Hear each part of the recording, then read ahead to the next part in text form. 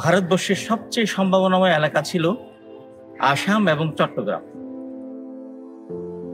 এই দুই প্রদেশ দিয়ে ব্যবসা বাণিজ্য করে, বিশেষ করে কৃষিজ দ্রব্য এবং বাইরে থেকে শিল্প দ্রব্য আমদানি করে সারা পৃথিবী ব্যাপী ছড়িয়ে দেওয়া সম্ভব ছিল।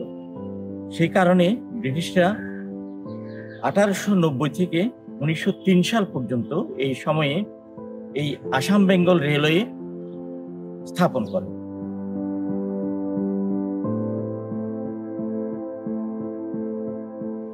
তারা দেখতে পেলেন আসামে প্রচুর চা উৎপাদিত হয় এবং বিভিন্ন কৃষি পণ্য, বিশেষ করে কাগজ, পাট এগুলো উৎপাদন হয় ব্রহ্মপুত্র অববাহিকায়। বাংলাদেশের সিলেট অঞ্চলে প্রচুর চা হয় এবং চট্টগ্রামে তুলা উৎপাদন হতো পাহাড়ে, এবং বিভিন্ন পাহাড়ি শস্য পণ্য যেগুলি দেশের বাইরে